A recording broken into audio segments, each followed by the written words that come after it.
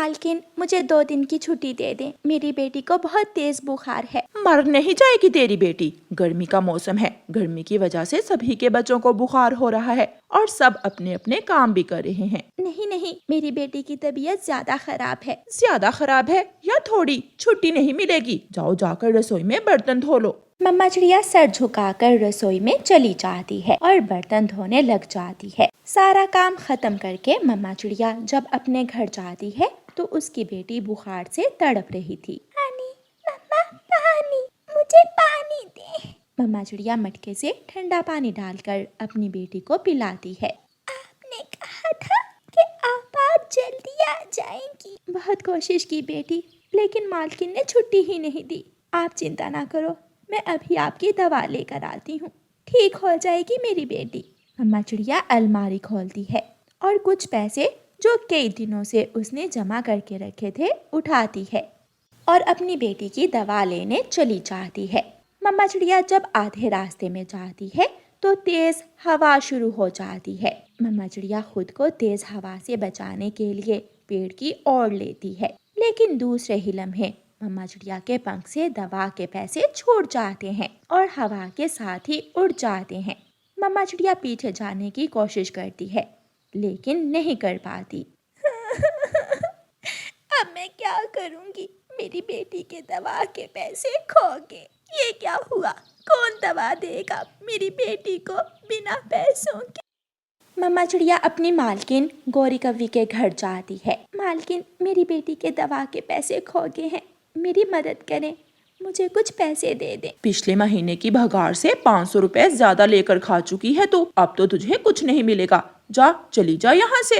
मम्मा चिड़िया अपनी मालकिन की बहुत विनती करती है, लेकिन उसकी मालकिन उसकी एक नहीं सुनती। रोती हुई मम्मा चिड़िया वहाँ से चली जाती है। अंधेरा बढ़ गया था और बारिश के मौसम में रात बहुत डरावनी हो चुकी थी। मम्मा चिड़िया एक पेड़ के नीचे बैठी रो रही थी।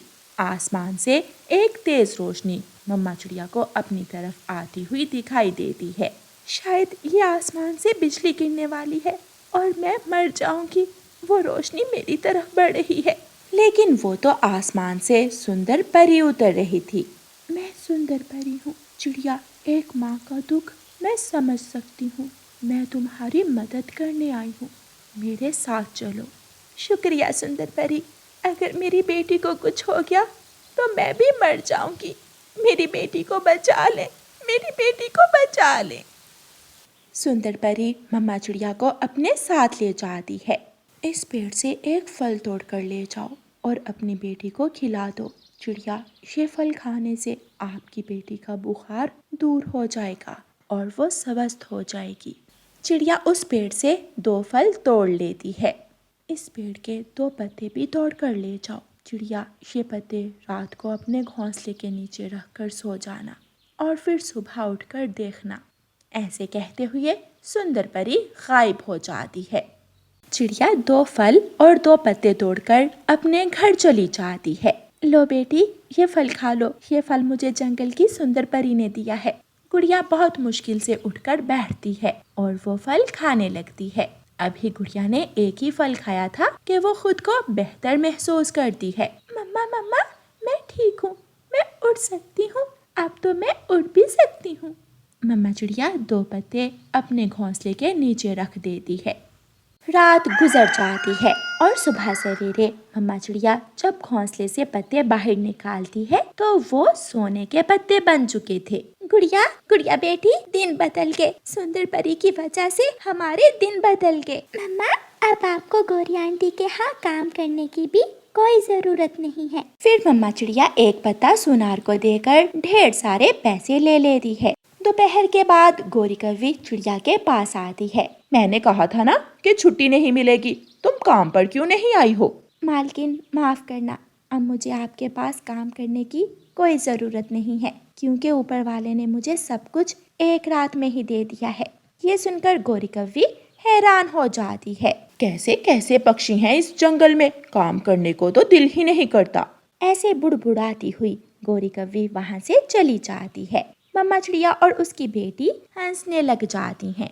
प्यारे दोस्तों, इस कहानी को लाइक अपने दोस्तों के साथ शेयर और चैनल को सब्सक्राइब करना बिल्कुल मत भूलना। आपका धन्यवाद।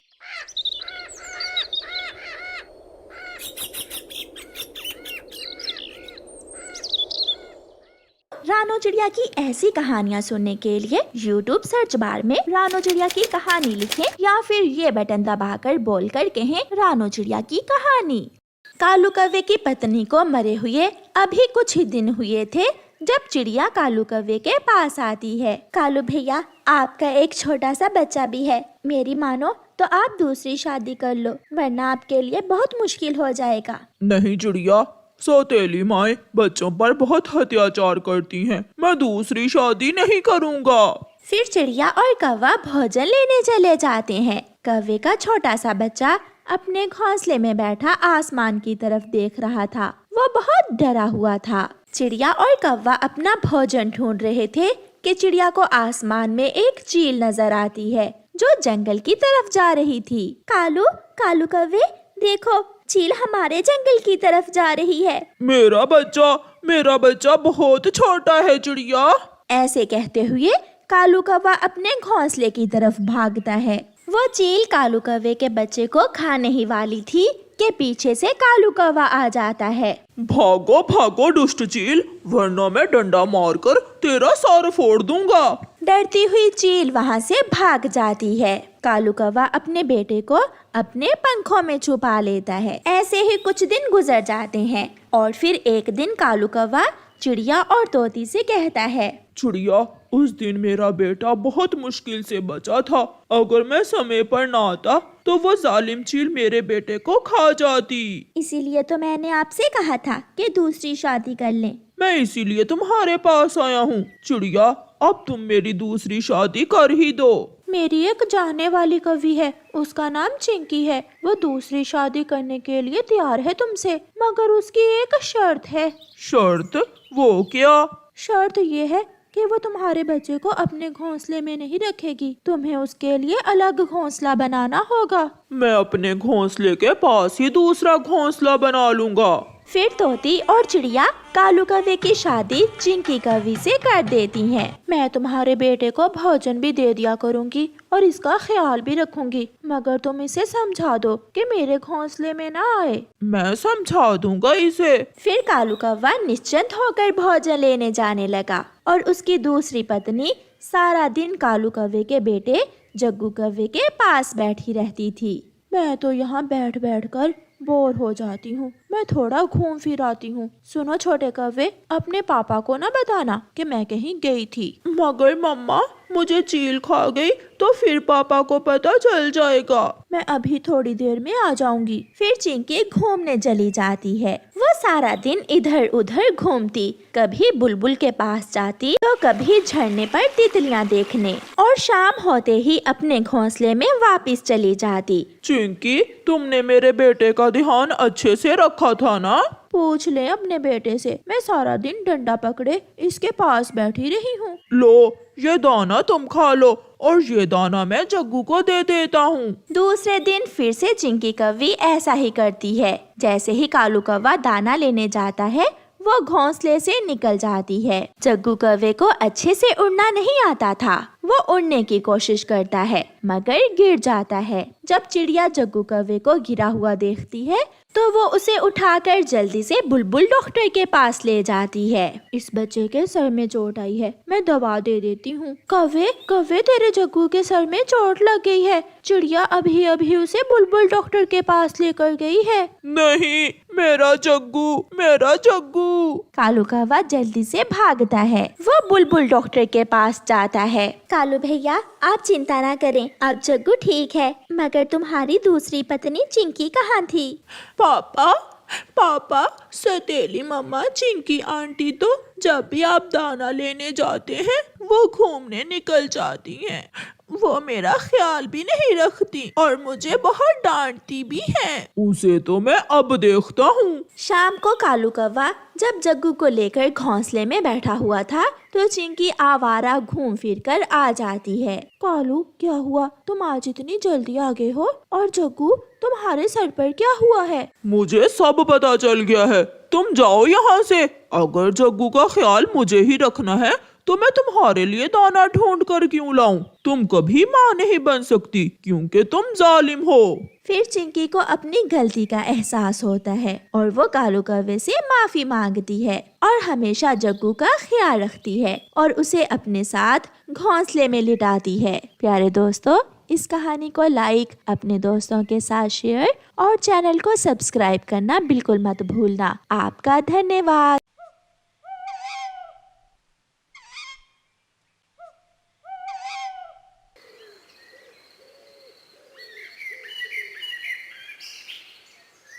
मम्मा मम्मा देखें, आज फिर चूहे ने मेरा एप्पल खराब कर दिया है। एक तो इन चूहों ने नाक में दम कर रखा है। मैं आज ही इन चूहों का बंदोबस्त करती हूँ। फिर मम्मा चिड़िया अपने घर से निकलती है। मम्मा चिड़िया कबूतर अंकल की दुकान पर जाती है। कबूतर भैया, चूहों ने तो नाक में दम कर रखा है। घर में जो भी दाना या फल होता है वो सब खा जाते हैं। चिड़िया, आप ये दवा ले जाएं और इसे इन कुकीज पर लगाकर रख देना। इसे खाने से तुम्हारे घर के सारे चूहे मर जाएंगे। फिर मम्मा चिड़िया वो दवा और कुकीज लेकर अपने घर चली जाती है। घर जाकर मम्मा चिड़िया कुकीज पर वो चूहे मार दवा लगाती है। मम्मा, एक कुकी उस विंडो में और एक घर के दरवाजे के बाहर रख देंगे। हाँ, और एक उस अनाज के पास भी। फिर जैसे ही रात होती है, मम्मा चिड़िया वो चूहे मार दवा वाले कुकीज खिड़की के दरवाजे के बाहर और अनाज के पास रख देती है। रात होते ही गोरी कव्वी के दरवाजे पर दस्तक होती है। गोरी कव्वी दरवाजा खोलती है। माँ, आप इस समय अंदर आ जाएं माँ। गोरी कव्वी अपनी माँ को देखकर बहुत खुश होती है। गोरी बेटी, बहुत भूख लगी है, जल्दी से मुझे कुछ खाने को दे दो। कालू जी, सुन नहीं रहे हो? माँ को भूख लगी है, जल्दी से माँ के लिए कुछ लेकर आओ। इस बुढ़िया को भी अभी आना था। ऐसा सोचते हुए कालू कौवा घर से निकलता है। कहाँ जाऊँ? अब इस ठंड में इस बुढ़िया के लिए भोजन लेने कहाँ जाऊँ? ये जब भी आती है भूखी ही आती है। फिर उड़ता हुआ कालू कौवा चिड़िया के घर के पास से गुजरता है। उसे चिड़िया के घर के बाहर एक कुकी गिरा हुआ नजर आता है। कौवा वहाँ जाता है। मिल गया, मुझे ये बिस्किट मिल गया। इससे कम से कम उस बुढ़िया का पेट तो भर जाएगा। फिर कालू कौवा वो चूहे मार दवा वाला कुकी लेकर वापिस जाता है। मैं कबूतर के पास गया। उससे दुकान खुलवा कर मैं सासू माँ के लिए ये बिस्किट लेकर आया हूँ। कालू, क्या इस समय कबूतर ने दुकान खोल दी? खोलता कैसे ना, मेरी सासू माँ आई है, कोई मामूली बात नहीं है। बहुत प्यार करता है मेरा दामाद जी मुझसे। गोरी की माँ वो बिस्किट खा लेती है। थोड़ी ही देर बाद गोरी की माँ के पेट में दर्द शुरू हो जाती है। मर गई, हाय गोरी, मैं मर गई, मुझे बचा लो, मेरे पेट में बहुत दर्द है। न जाने कालू ने उस बिस्किट में क्या मिलाया हुआ था। हाय, मर गई। कालू, उठो उठो कालू, माँ के पेट में बहुत दर्द हो रहा है। जब से बिस्किट खाया है माँ तो तड़प रही है। मैं क्या करूं? अब मुझे क्या मालूम माँ के पेट में दर्द क्यों हो रही है। फिर गोरी कव्वी भागी भागी चिड़िया के पास जाती है। वो दरवाजे पर दस्तक देती है। हाँ गोरी बहन, आप इस समय, क्या बात है? चिड़िया, अगर पेट दर्द की दवा है तो मुझे दे दो। माँ के पेट में बहुत दर्द हो रहा है। क्या खाया था माँ जी ने? कालू कहीं से एक बिस्किट लाया था माँ के लिए। बस जब से वो बिस्किट खाया माँ तो दर्द से तड़प रही है। ये सुनकर चिड़िया अपने दरवाजे के आसपास देखती है, मगर वो बिस्किट नहीं था जो उसने चूहे को मारने के लिए रखा था। इसका मतलब वो बिस्किट कालू उठा कर ले गया। गोरी, जल्दी चलो, तुम्हारी माँ ने चूहे मार दवा वाला बिस्किट खाया है। चिड़िया जल्दी से गोरी के साथ जाती है। कालू, क्या तुम वो बिस्किट मेरे दरवाजे के बाहर से उठा कर लाए थे ना? डरता हुआ कालू कौवा हाँ में अपना सर हिलाता है। उस पर चिड़िया ने चूहे मार दवा लगाई हुई थी। क्या? हाँ, अब जल्दी से बुलबुल को बुला कर लाओ। फिर कालू कौवा भागता हुआ बुलबुल के पास जाता है और बुलबुल को लेकर आ जाता है। बुलबुल आकर गौरी की माँ को पेट दर्द की दवा देती है। थोड़ी ही देर बाद गौरी की माँ के पेट का दर्द थोड़ा कम हो जाता है, मगर कालू तो एक तरफ खड़ा कांप रहा था क्योंकि उसे पता था कि आज वो गौरी से बचने वाला नहीं। अच्छा गौरी बहन, अब मैं जाती हूँ। चिड़िया बहन रुको, मुझे भी अपने साथ ले जाओ। आज ये गौरी मुझे छोड़ेगी नहीं, प्लीज मुझे अपने साथ ले जाओ। अच्छा कालू भैया, अब डरे ना, आए आप मेरे साथ ही आ जाएं। फिर गौरी से डरता हुआ कालू कौवा चिड़िया के साथ ही चला जाता है। प्यारे दोस्तों, इस कहानी को लाइक करना बिल्कुल मत भूलना। आपका धन्यवाद।